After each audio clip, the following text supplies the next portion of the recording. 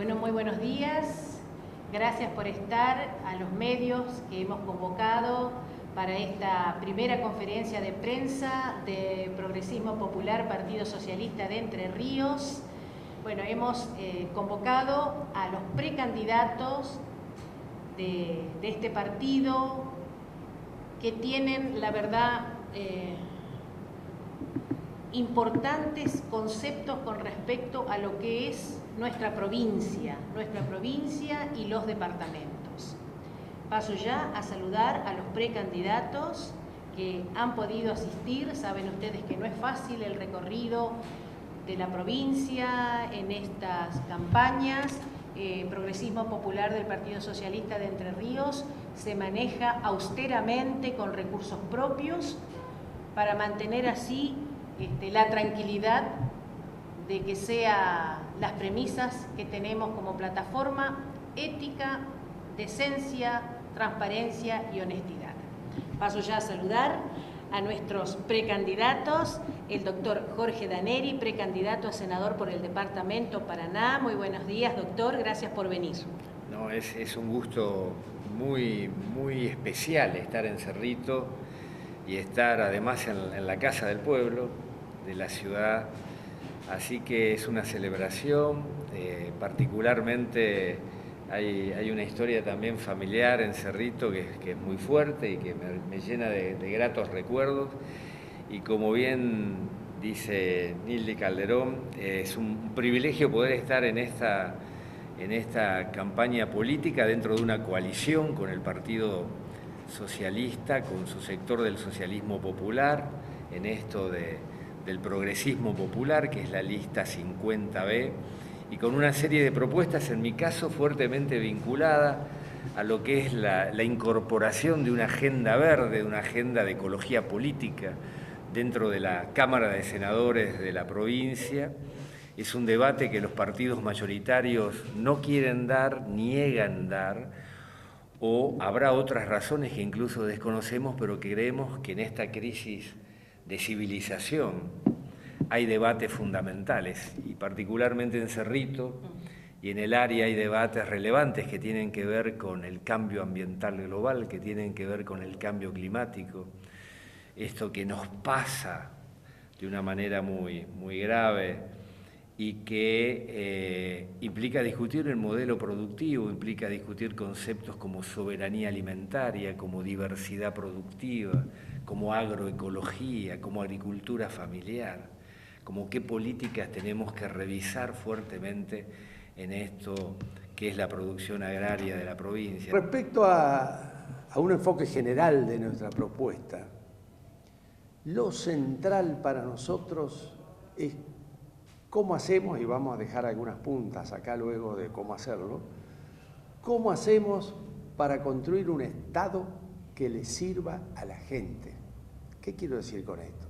Cuando nosotros tenemos un desmadre de gastos terrible, gente que la nombran por acomodo acá y allá, despilfarro, nunca alcanzan los fondos, etcétera, etcétera, tenemos un Estado que por supuesto dedica parte de ese mare magnum de dinero y de fondos y de malas administraciones que hay, que se dedica sí a salud, a educación, pero no en la medida en que debiera dedicar un Estado que esté realmente llevado adelante por gente que como cosa central tiene el tema del manejo austero y el manejo honesto de los fondos públicos.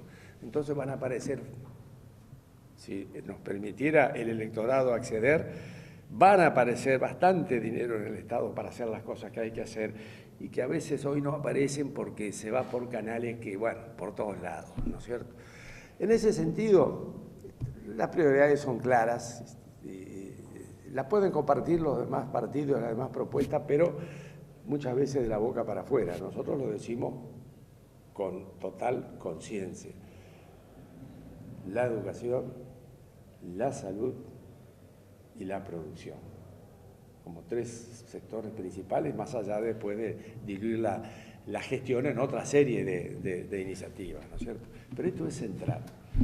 Y Y creemos que es posible hacerlo, como decíamos, con un Estado austero, donde se canalicen todos los fondos como corresponde llevarlos adelante. Los caminos de la producción siguen siendo una deuda, si bien de a poco en algunos casos o se mejoran o se pavimentan, es muy poco lo que hay, es fundamental. Nosotros tenemos una provincia en donde, salvo un poco en el norte, en el resto hay mucha pequeña y mediana producción, fundamentalmente mucha producción de pequeños tambos, etcétera, la pequeña producción de Entre Ríos, que necesitan del camino, porque llueve y es un drama. Y es mucha plata la que hay que poner en los caminos de la producción, pero hay que insistir en esto, ¿no es cierto? Perdón. Sí. No, hacer un aporte, porque es una pregunta central.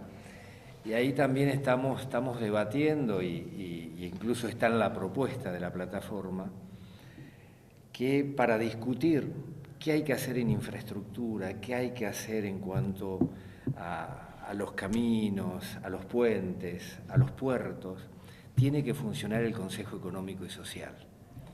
Tiene que ser una construcción profundamente democrática el priorizar la obra pública en función al ejercicio de la democracia participativa. Y el Consejo Económico y Social, que está en la nueva Constitución y que estos 10 años y más ha estado ausente, para nosotros es un debate central, porque no es lo mismo hacer un puerto que beneficie profundamente a la provincia en cuanto a su ubicación, que hacer un puerto que beneficie al corredor bioceánico San Pablo-Santiago de Chile. Es una diferencia enorme que el puente Paraná-Santa Fe sea funcional al megapuerto de Santa Fe Ciudad o que sea funcional al puerto de Diamante. Esta es una diferencia enorme en cuanto a los intereses en juego, lo mismo con Ibicuí. Entonces este es un debate que creemos que es fundamental, y el Consejo Económico tiene un rol ahí relevante. Comparto totalmente lo que dice Jorge, ¿no? La Constitución lo tiene, al Consejo Económico y Social, pero las constituciones, y esto hay que decirlo, había un constitucionalista francés que dijo una vez: las constituciones son tiras de papel. Cuidado, ¿eh? Porque la verdadera Constitución es la que efectivamente se aplica y aplican los tribunales, y no se está aplicando el Consejo Económico y Social en Entre Ríos. Si bien hay que modificar la ley, que es bastante mala, porque distorsiona la participación en el Consejo, porque aparecen los legisladores. ¿Qué tienen que ver los legisladores? Tenemos la división de poderes, Poder Ejecutivo, Legislativo y Judicial. Acá está todo el Poder Legislativo, las dos cámaras, correcto, como dice la Constitución. El Consejo Económico y Social, como sucede en Santa Fe, que es una gran experiencia del gobierno socialista de Santa Fe, el Consejo Económico y Social es para juntar en un escenario a los industriales, a los productores, a los trabajadores, a los comerciantes, a los ambientalistas, que no están en este momento en la ley, que no están, a todos, para empezar a ponerse de acuerdo, y si hay acuerdo, aparecen las políticas de Estado, porque ¿qué más quiere un gobierno que tiene a toda la sociedad productiva, cultural, estudiantil, etcétera, todos de acuerdo en determinadas pautas? La verdad que si los políticos nuestros se dieran cuenta, es facilísimo gobernar. Después están los problemas de conflictos de intereses, que eso no es tan fácil, pero es facilísimo orientar o gobernar en cuanto a orientación, a dónde ir, si tenemos un Consejo Económico y Social funcionando, porque le está dando está todo el mundo de acuerdo. Están de acuerdo los industriales, los trabajadores, los comerciantes, en las cosas que estén de acuerdo, hay que aplicarlas.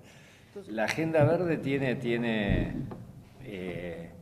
propuestas de proyectos de ley que para nosotros son relevantes. Primero y fundamental es cómo se construye un proyecto de ley. Nosotros planteamos que se construye con la gente. En ese sentido, somos la única provincia que no tiene una ley de protección ambiental, somos la única. La Constitución es la mejor Constitución de la Argentina en cuanto a las cláusulas ambientales, pero no tiene la ley que la reglamenta. Por lo tanto, esa construcción social de la norma jurídica va a ser fundamental. Y a eso nosotros vamos a convocar a todos los sectores, ojalá con el Consejo Económico y Social funcionando también. Una ley de protección no solo de la diversidad biológica es fundamental, sino también de la diversidad productiva. Si nosotros hoy tenemos un modelo simplificado productivamente, liderado por la soja, y creemos que tenemos que volver a una provincia como tenía su realidad 40 años atrás, que no es volver 40 años atrás, pero sí volver al concepto de soberanía alimentaria. Nosotros éramos una provincia casi autosuficiente con 150 alimentos en producción y en el mercado. Eso es diversidad productiva. Tenemos que discutir una ley de diversidad productiva, que es discutir una ley de diversidad cultural también. Se ha perdido en el campo y en las colonias una diversidad cultural donde lo productivo tiene una relación sustancial. Tenemos que discutir todo lo que tiene que ver con lo que debería ser un Ministerio de Ambiente en cuanto a sus sinergias y transversalidad con todas las políticas públicas. Hoy la crisis ambiental implica y atraviesa las políticas de transporte, discutir el ferrocarril en la provincia, para los entrerrianos en primer lugar. Esto para nosotros es central, tener un ferrocarril autónomo en la provincia de Entre Ríos que vaya siendo público lo que hoy está totalmente privatizado, que es el automóvil. Tenemos que discutir todas las políticas de infraestructura, tenemos que discutir las políticas de comité de cuenca, de gestión de cuenca, todo atravesado por el drama del cambio climático. Es decir, tenemos que discutir las políticas de salud y las políticas de educación. Nosotros estamos planteando la convocatoria a un congreso pedagógico provincial para, con los docentes, discutir fuertemente esto.